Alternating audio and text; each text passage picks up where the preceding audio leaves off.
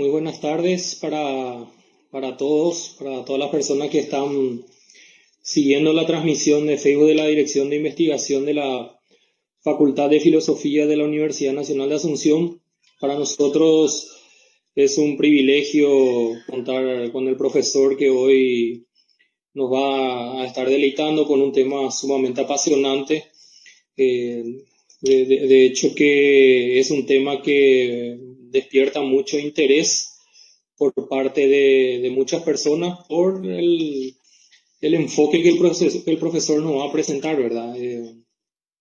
De mi parte, solo conozco la obra de Diego Avente Brum, donde en un artículo presentó tres modelos explicativos sobre la guerra de la Triple Alianza, ¿verdad? Si no estoy equivocado, creo que fue en la revista de Sociología, donde presentó estos modelos que explicaban de alguna manera este conflicto bélico.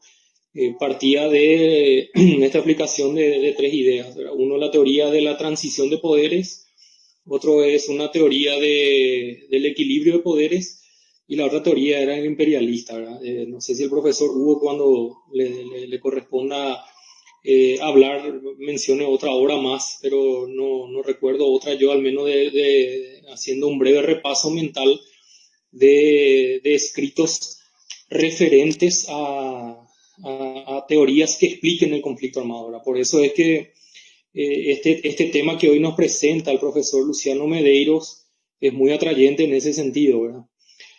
Quisiera presentarle al profesor que hoy nos va a estar deleitando con esta ponencia, que el profesor Mendoza va a hacer referencia, va a mencionar el tema de la ponencia de hoy.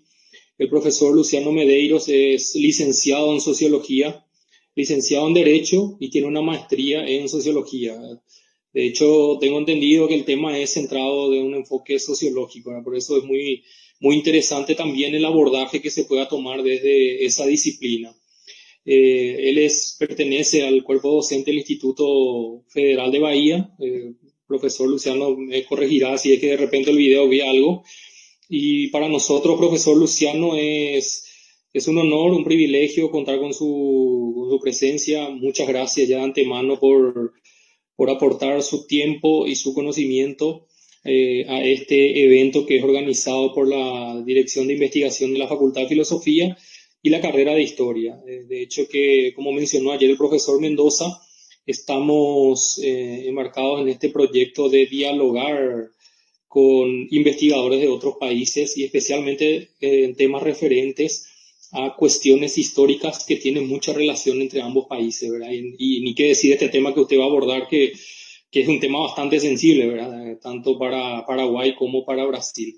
Bueno, quisiera darle la palabra al profesor Hugo Mendoza para que pudiera presentar a nuestro invitado de hoy. Profesor Mendoza, le cedo el espacio.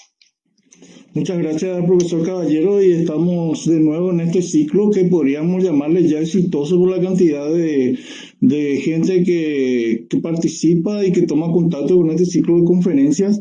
Ayer le tuvimos al profesor André y ahora le tenemos al profesor Luciano Medeiros, que va a hablar de la guerra de la Triple Alianza, una lectura sociológica a través de la teoría de la dependencia. Y sobre la teoría de la dependencia, realmente está muy emparentada primero con la teoría marxista, pero Marx nunca pensó el plano internacional, sino más bien hablaba de una cuestión interna. Pero Lenin habló de que el desarrollo máximo del capitalismo viene a ser imperialismo. Y a partir de esa teoría del imperialismo se desarrolla, de la rama marxista estoy hablando, una teoría que va a ser del centro a la periferia, que sería la teoría de la dependencia, desarrollada más bien por Immanuel Wallerstein, ¿verdad?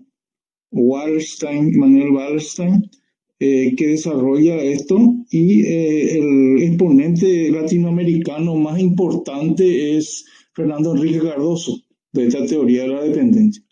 Pero, como dijo también el profesor Caballero, aplicado a una explicación de la guerra de la Triple Alianza, realmente me genera a mí un gran interés, porque tampoco conozco otras teorías que traten desde ese punto de vista sobre la guerra de la Triple Alianza. Entonces yo considero de que es muy interesante para este ciclo de conferencias, como dije ayer, es importante este intercambio. Creo que la dirección de investigación, tanto de la Facultad de Filosofía como la carrera de Historia, estamos interesados en hacer estos intercambios y estamos también atentos a los nuevos enfoques que hay sobre la guerra de la Triple Alianza. Entonces, sin mediar más tiempo, sin abusar las palabras, quiero dejar el micrófono al profesor y agradecerle por su colaboración. Adelante, profesor Luciano.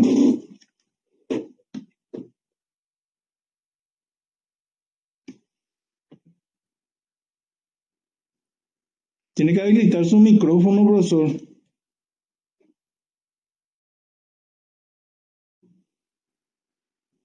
Boa noite a todos da sala presentes, aos docentes da Universidade Nacional de Assunção, no qual eu tenho a honra hoje aí de realizar essa palestra, né?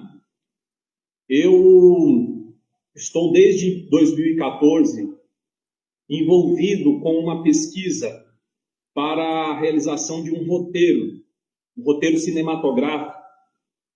E essa pesquisa sobre a Guerra do Paraguai, ela está sendo realizada por mim como parte de uma cooperação que eu estou fazendo com um cineasta brasileiro chamado Antônio Munhoz, cineasta de Santos. Bom, essas pesquisas que eu venho realizando, eu sou professor atualmente do Instituto Federal da Bahia, na cidade de Barreiras, mas eu sou natural do estado do Mato Grosso do Sul. Mato Grosso do Sul, Ponta Porã faz fronteira com Pedro Ram Cavaleiro, então eu sou uma pessoa que tive muito contato com a cultura paraguaia, da qual eu admiro muito, né? E adoro harpa, né? Sou apaixonado por polca, né? Bom, então o meu interesse pelo assunto, né, pela pesquisa, acabou desembocando numa leitura sociológica. Eu começo essa leitura sociológica basicamente falando a frase que Karl Marx cita, em que ele diz: os homens fazem história, mas os homens não fazem história como desejam, como querem.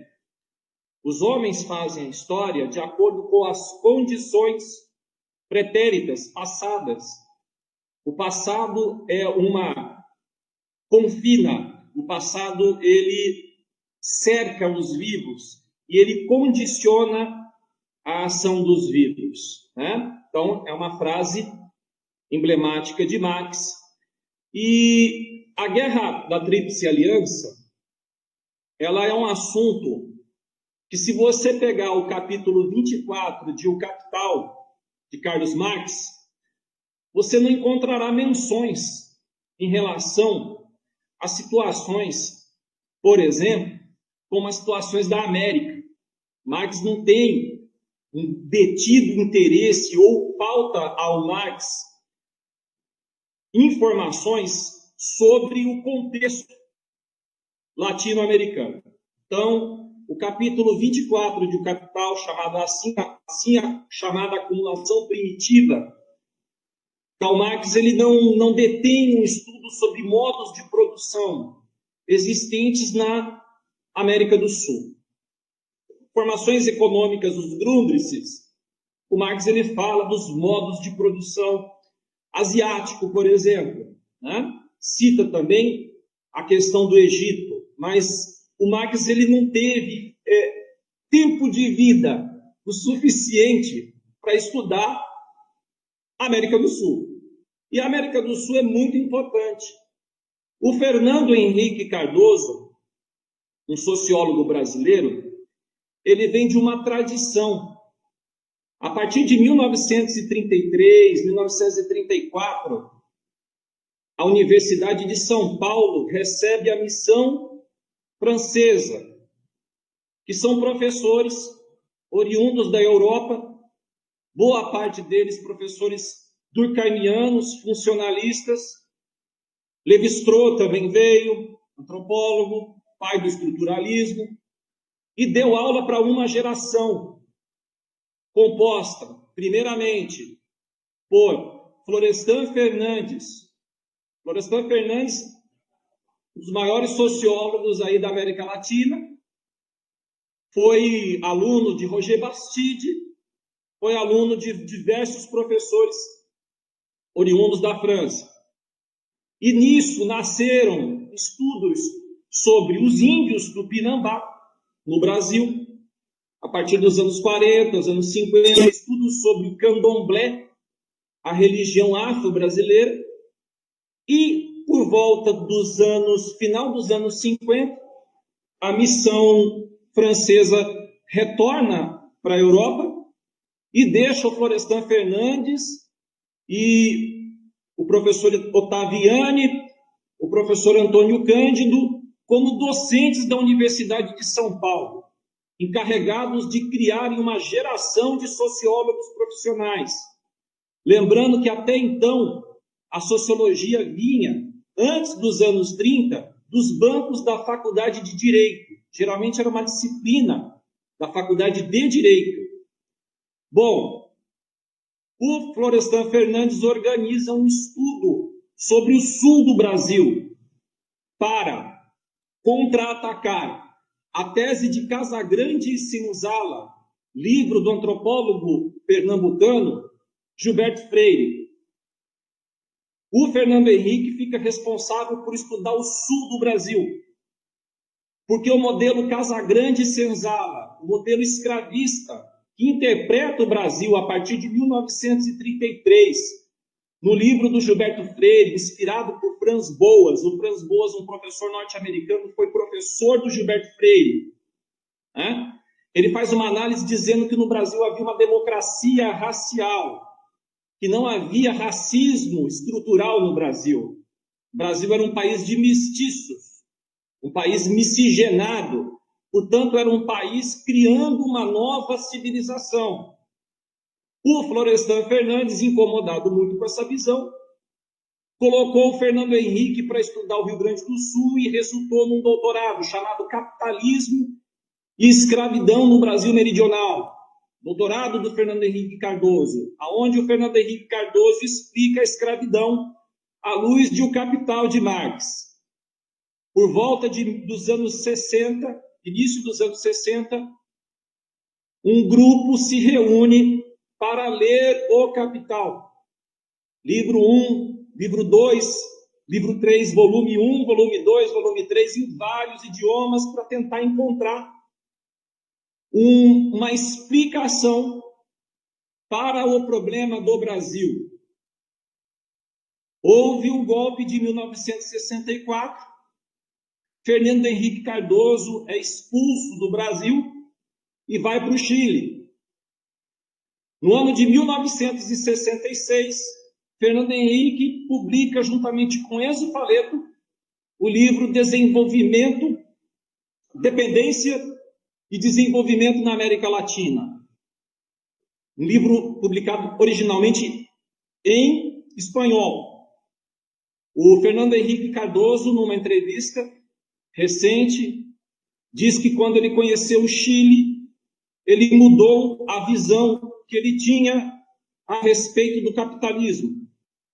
A América Latina necessitava de um modelo teórico que desse conta das singularidades históricas, boliviana, paraguaia, argentina, brasileira, mexicana. Nessa obra, um ensaio, há uma crítica ao dualismo estrutural, muito presente nas análises da CEPAL, na Comissão Econômica para a América Latina, e em Celso Furtado.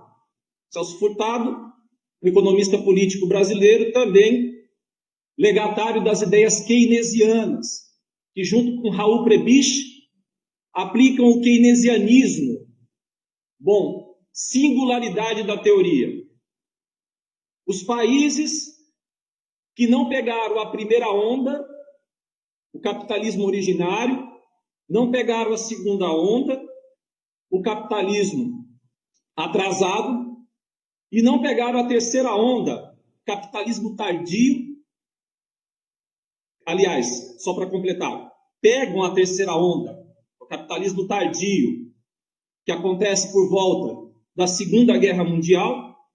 Esses países, segundo o próprio Lenin, pegam a fase imperialista, ou seja, não há mais concorrência perfeita. A CEPAL faz uma crítica a um modelo chamado Teoria das Vantagens Comparativas, mostrando que o comércio internacional era um comércio prejudicial às commodities. Boa parte dos países que nós citamos aqui, Bolívia, Brasil, Chile, são países com economia de enclave. Há uma crítica ao Fernando Henrique Cardoso, afirmando que boa parte das ideias do Fernando Henrique vem do André Gunder Frank. André Gunder Frank era um alemão que estudou nos Estados Unidos e se tornou professor nos anos 60 na Universidade de Brasília, realizando um estudo sobre o desenvolvimento e o subdesenvolvimento como consequência do desenvolvimento. André Gunder Frank aplica os modelos de Trotsky e preconiza, nos anos 60, que a única solução para os países atrasados da América Latina seria o socialismo.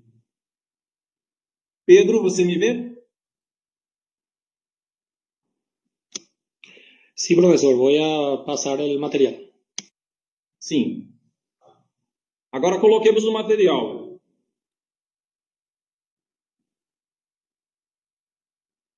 Pode colocar, Pedro, por gentileza.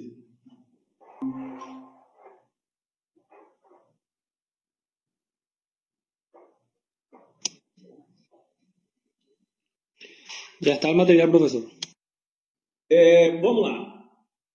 A Guerra do Paraguai foi o maior conflito bélico da América Latina, numa fase militar que as armas de fogo ainda básicas, revólveres, rifles e canhões, começam a criar estratégias de trincheira. Então, a Guerra do Paraguai ela se singulariza como uma guerra de trincheira, e essa guerra ela teve a questão básica da resolução rápida que ela teve quando o Solano Lopes invadiu o Uruguaiana e ele entra em Corumbá. Você tem o processo de debelamento dessa incursão bélica. Porém, os aliados, para chegarem em Assunção, tiveram o problema das trincheiras, e há uma questão do fotojornalismo presente nessa guerra, uma coisa muito importante. A Bates Company, do Uruguai, foi uma companhia responsável por tirar fotos da guerra. É uma guerra que inaugura o fotojornalismo, uma fonte enorme de pesquisas lá no Uruguai que a gente tem que ter acesso como pesquisadores. Presente num grande documentário brasileiro chamado A Última Guerra do Prata. A Guerra do Paraguai. Vamos lá. Começaram a criar estratégias de trincheiras, muito comum depois da Primeira Guerra. Uma coisa importante que eu tenho que dizer aqui é que a Marinha do Brasil era um braço da Marinha Britânica. No processo de independência do Brasil, houve mercenários britânicos, que, inclusive, Cochrane foi um dos líderes do nosso processo de independência nos mares. Dom Pedro I se cercou da Marinha Britânica, então eu já coloco aqui nesse texto uma indicação de que o Brasil foi manipulado pela Inglaterra. O Brasil foi manipulado pela Inglaterra. A Marinha brasileira não era brasileira. A Marinha era basicamente com embarcações. A Marinha que luta na Guerra do Paraguai é uma marinha onde tem muita presença desse espírito inglês.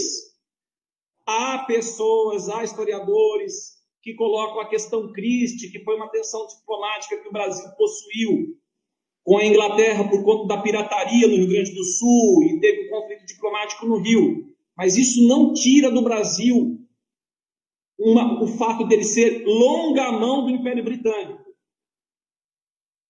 Antes da chegada dos europeus, que pode descer, Pedro, sobe um pouquinho, que eu estou lendo o meu texto aqui também, Pedro.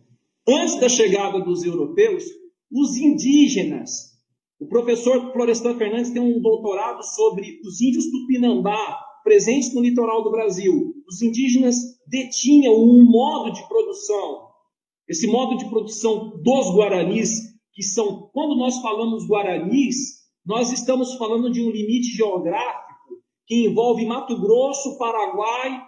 Você tem uma área muito extensa que hoje vai além das fronteiras de Estado Nacional, a nação Guarani, que o Levi-Strauss estuda no livro Tristes Trópicos. Ele mostra os índios guaranis e a sua cerâmica, a sua arte. Eu coloco aqui que, importante isso que eu vou dizer, no caso europeu analisado pelo Marx na acumulação primitiva, foi o feudalismo que foi um dos grandes obstáculos para se criar o capitalismo. No caso nosso, nós tivemos os modos de produção guarani indígenas, que muitos historiadores falam de protocomunismo. Protocomunismo. O Francisco Doratioto, pode descer, Pedro, é um historiador brasileiro que está tentando derrubar a tese de que nós agimos em nome da Inglaterra, que o Paraguai foi esmagado por conta de interesses imperialistas britânicos. O Francisco Doratioto, atualmente professor da Universidade de Brasília, ele dá aula na Escola de Diplomatas Brasileiros.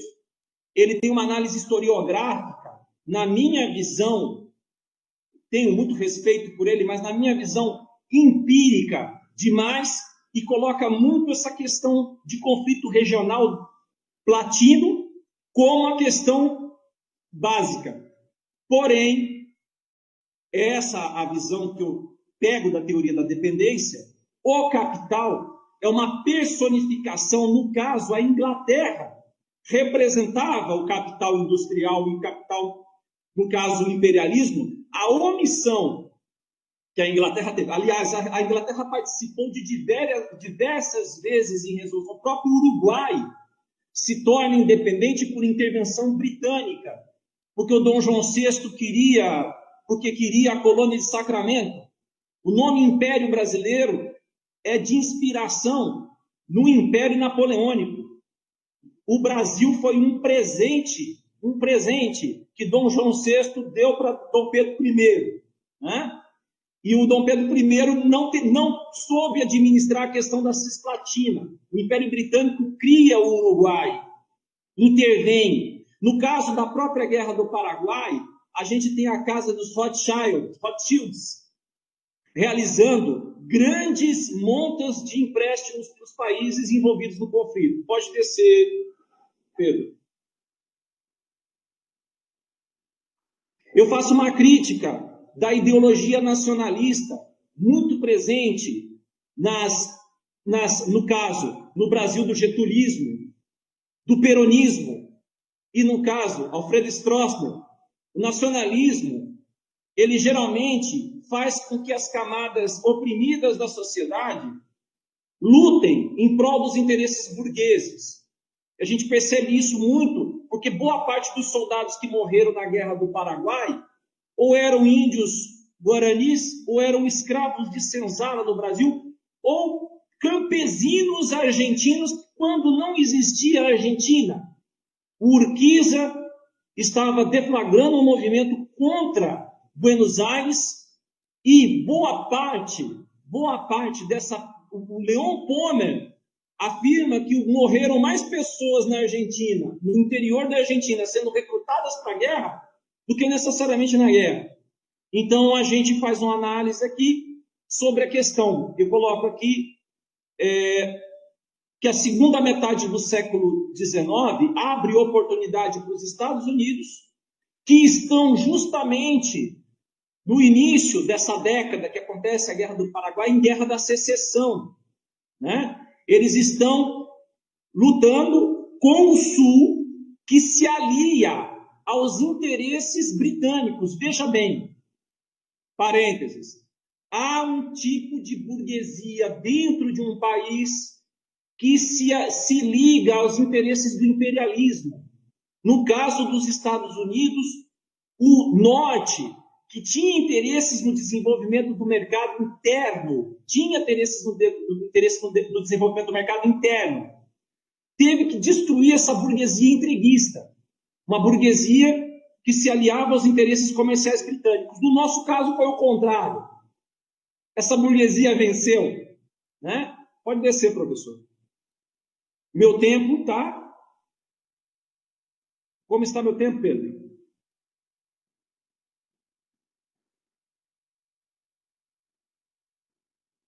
Pedro? Meu tempo, Pedro? Sí, profesor. Bom, vou continuar. Sí, puede continuar. A minha perspectiva, para eu não me alongar muito, Pedro, porque o texto é um texto que ele tem uma certa especificidade. O Solano Lopes, ele se viu obrigado a realizar o modelo de substituição de importações. Que modelo é esse? O Solano Lopes, ele viaja para a Europa atrás de engenheiros britânicos, atrás de tecnologia devido ao isolamento que Buenos Aires impõe, porque Buenos Aires não engoliu o fato do Paraguai ter saído da aliança do vice-reino da Prata. Buenos Aires, nos idos de 1810, Buenos Aires queria manter a unidade do vice-reino da Prata. E o Paraguai, através de França, faz esse desligamento que custou muito caro. Solano Lopes se veria obrigado a fazer um modelo de substituição de importações. Que seria isso? Usar os produtos da economia de enclave para comprar maquinaria, comprar máquinas na Europa para poder realizar o crescimento do mercado interno paraguaio. Eu não estou sustentando aqui a tese de que o Solano Lopes, naquele exato momento, faria esse processo. Por conta de condições históricas, ele seria obrigado a fazer o modelo de substituição de importações e ele contava com o apoio do interior argentino que estava contra Buenos Aires. Vou finalizar, Pedro, com mais uma fala. O André Gunder Frank afirma que dentro dos países latino-americanos, algumas cidades realizam um colonialismo interno. São Paulo, Estado brasileiro, concentra 50% do produto interno bruto brasileiro por conta das indústrias multinacionais que ali se instalam. Buenos Aires, naquele momento, sufocava o interior argentino, né? Então, o que temos aí? Nós temos aqui burguesias que se aliam aos interesses do capital britânico por conta de câmbio, venda de manufaturas dentro do mercado interno, sufocando artesãos, uma própria indústria que nunca sairia se os produtos britânicos, como chegaram, vindo pelo prata, chegaram e foram distribuídos para praticamente toda essa região que abarca a bacia do Rio da Prata. Eu não tenho muito tempo para a gente discutir isso, mas eu estou fazendo um esforço muito grande para aplicar a teoria da dependência dentro desse contexto histórico, tentando conceituar o conceito de economia de enclave,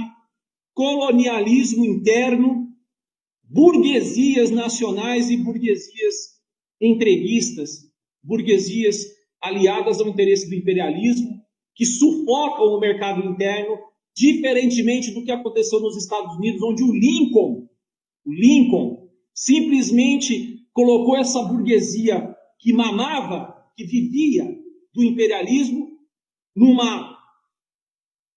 encapsulou numa guerra civil. No nosso caso foi o contrário. Muito obrigado, Pedro. Professor Hugo, também muito obrigado.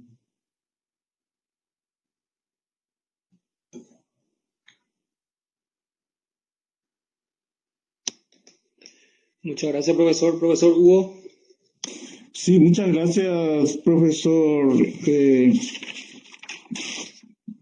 Luciano. Muy ilustrativo realmente esta ponencia, ¿verdad? En realidad un gran esfuerzo intelectual para tratar de encajar todos los hechos históricos con lo que tiene que ver con la teoría de la dependencia. Yo quiero resaltar cosas muy interesantes, por ejemplo, el modo de producción de los guaraníes y posteriormente lo que tiene que ver con esta, vamos a decir, este dominio capitalista que había sobre la economía del Río de la Plata, que ejercía Inglaterra a través de las oligarquías locales, como lo manifestó muy acertadamente el profesor. Controlaban hacia la burguesía de San Pablo y a la burguesía de Buenos Aires para ese flujo interior, para poder exportar hacia la metrópoli las materias primas que necesitaba y esta metrópoli a su vez colocar la producción industrial que tenían estos lugares de América. Muy interesante, y también la obligación que tuvo López de crear prácticamente un mercado interior, ya que estuvo la mayor parte del tiempo, y sustituir las importaciones a través de una industria propia que se desarrolló con técnicos europeos, ¿verdad? Ya que la guerra se tuvo que sostener durante 5 y casi 6 años sin que nada entrase ni saliese del Paraguay. Entonces yo creo que esta interpretación es muy acertada. Agradezco la intervención del profesor.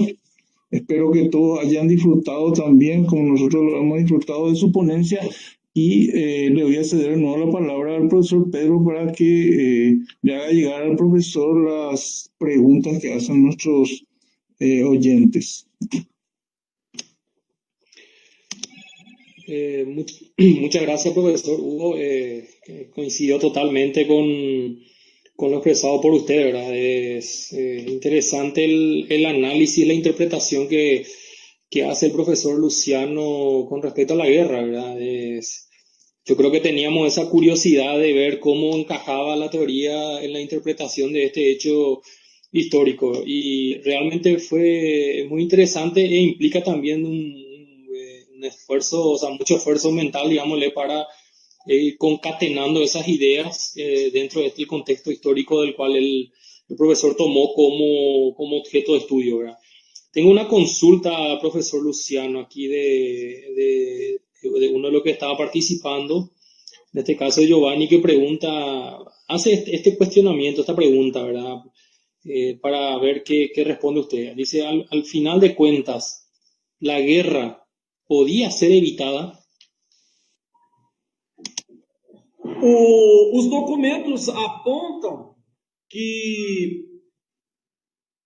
o pai do Solano Lopes, o Carlos, ele pede no leito de morte que o filho trate os interesses com os seus vizinhos na forma diplomática. A guerra, se ela poderia ter sido evitada por parte de Solano Lopes, é uma pergunta muito difícil de ser respondida, porque alguns anos depois, vocês perceberam que eu termino o texto com a ferrocarril noroeste do Brasil, que em 1905 fez com que o Mato Grosso não dependesse mais do Rio Paraguai. O Mato Grosso se liga a Santa Cruz de la Sierra, na Bolívia, e o Brasil fica com o Acre, que era da Bolívia, e liga, a linha férrea liga Santa Cruz ao Porto de Santos. A pergunta que eu faço também, porque aqui a gente está num terreno de indagações, é que o Solano Lopes ele teria a opção de ter construído uma malha férrea, ferrocarris, uma malha ferroviária com dinheiro britânico? É uma pergunta que eu também gostaria de entender a questão do arrobo que o Solano Lopes tem em relação à guerra. Só que eu preciso fazer um fato histórico. O Brasil estava tomando de assalto o Uruguai, tirando o Bernardo Berro e colocando o Venâncio Flores. A burguesia portenha, Buenos Aires, prejudicava, por mágoa do vice-rei do Prata, da questão da emancipação paraguaia, prejudicava os interesses de navegação do Lopes. Então, a partir do momento, todos os historiadores hoje, o Doratioto está insistindo nisso, os historiadores historiográficos, com documentos, dizendo que o Solano Lopes ele ficou enfurecido com a queda do Berro no Uruguai e a ascensão do Venâncio Flores. Isso traria problemas de tarifas aduaneiras e controle do porto de Montevidéu.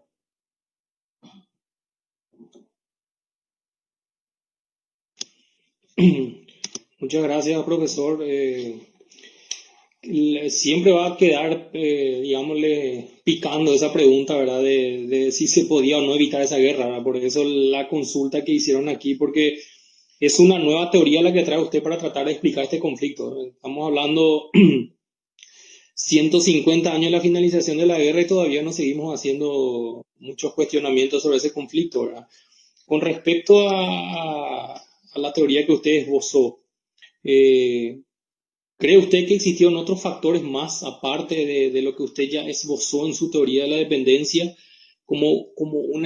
digámosle, como elementos que pudieran explicar este conflicto bélico, o cree que desde la teoría de la dependencia ya se puede de alguna manera tener un análisis más acertado sobre el estallido de este conflicto?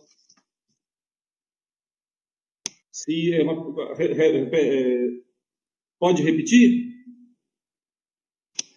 Sí, si es que desde esta teoría que usted esbozó, si esta teoría cree usted, sí que a partir de esta teoría ya, digámosle, puede reunir una explicación más acertada o valedera del estallido de esta guerra, o usted cree que hay otros factores más que se sumaron para el estallido de este conflicto?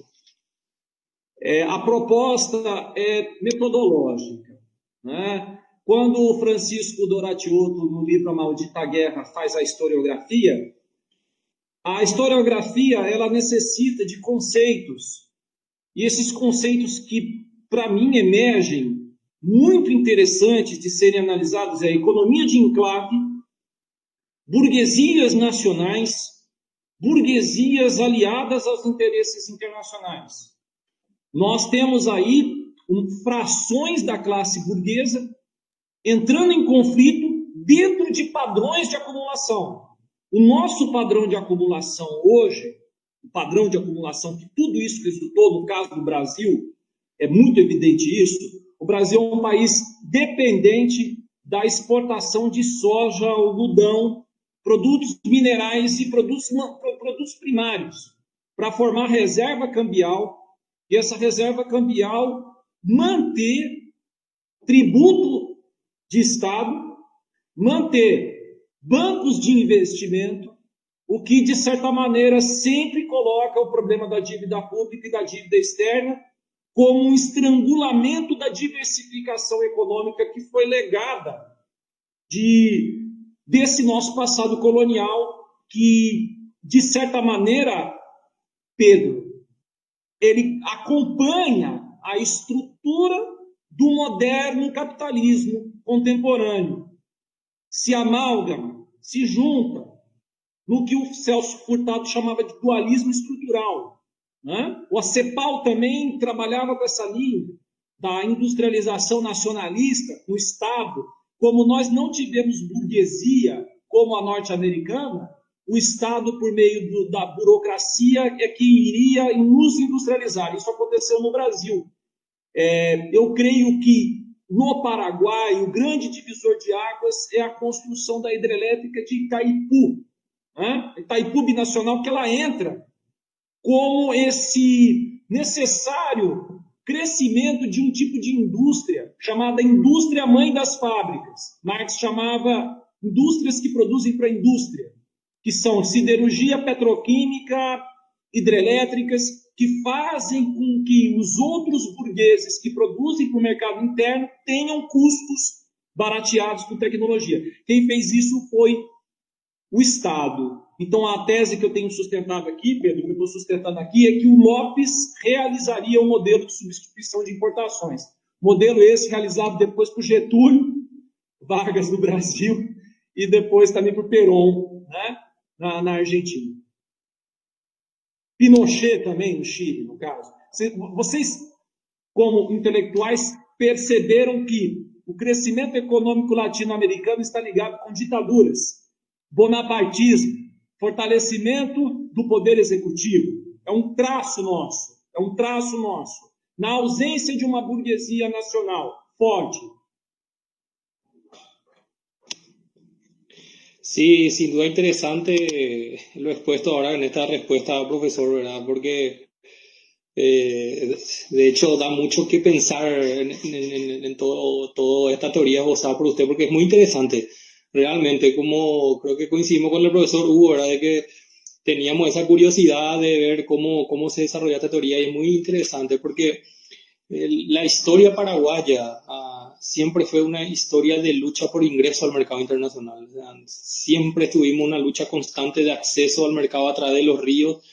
Por eso el río de Paraguay, Paraná, de La Plata, al menos en el caso de Buenos Aires, usó y abusó de esa entrada y salida que teníamos.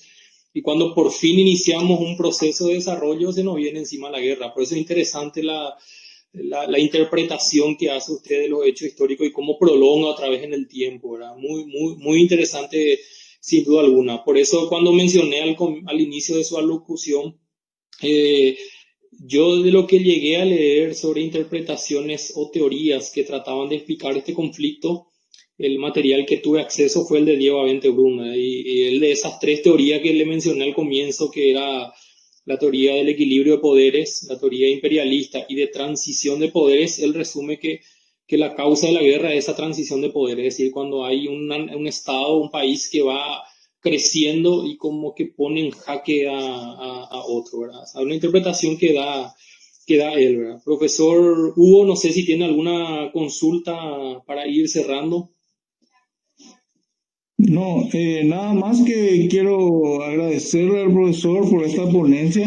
Realmente el profesor Luciano nos hace pensar muchas cosas, ¿verdad? Y eso es lo importante, eso es lo que queremos, ¿verdad? Todo lo que nos están escuchando y lo que estamos en la universidad, lo que muchas veces no necesitamos tanto la certeza, sino necesitamos a alguien que nos haga pensar sobre los hechos. En historia muchas veces no hay leyes que expliquen, ¿verdad?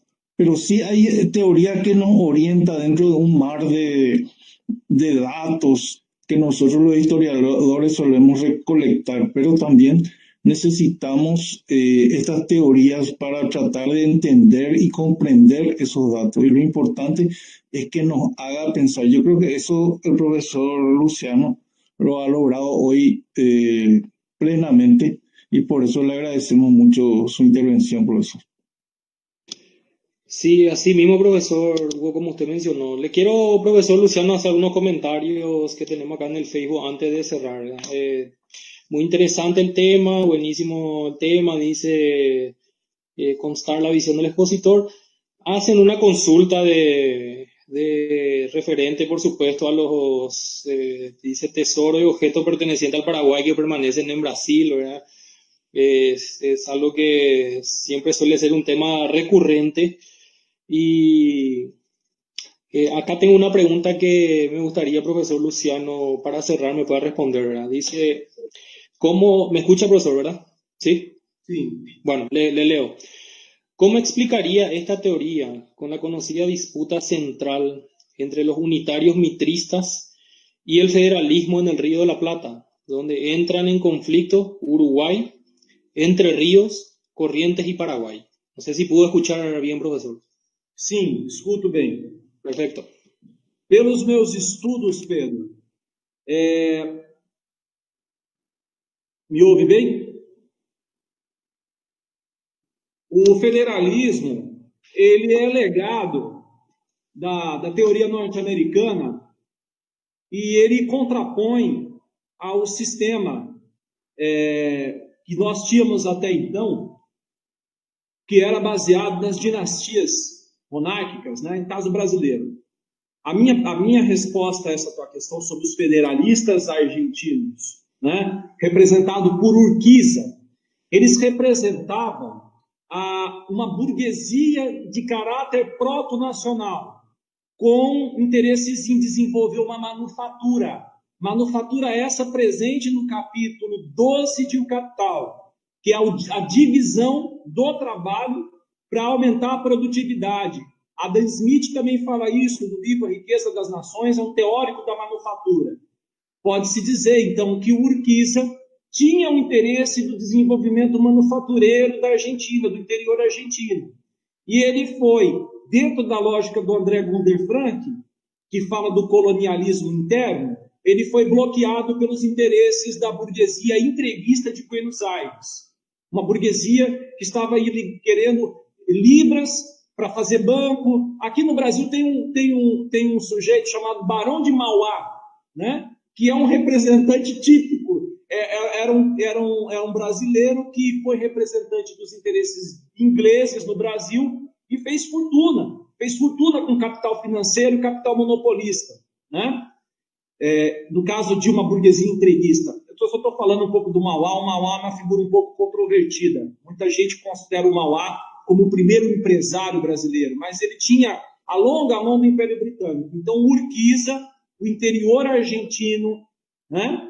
Corrientes e Entre Rios, tinham interesses nas fazendas, no desenvolvimento da manufatura, enquanto Buenos Aires tinha interesses de ligação com o capital estrangeiro. No Uruguai, a gente tem como aliado de Lopes o Berro, do Partido Branco, esse partido totalmente anti-imperial brasileiro, tentando manter essa soberania. E a gente tem um fator aí, Pedro, que se a gente fosse comentar, a gente tem o Juan Manuel Rosas, né? E essa tentativa que ele teve no ano de 1851 de fazer essa unificação, essa tentativa de unir novamente a província do Rio da Prata em confederação, como modelo norte-americano. O modelo norte-americano calou fundo nas burguesias ilustradas do Prata. Não calou fundo no caso do Brasil, apesar de que o Brasil também teve sabinada, balaiada durante o período da regência, tentativas de se implantar em repúblicas, duramente sufocadas por Dom Pedro I, né? Dom Pedro I não, na regência.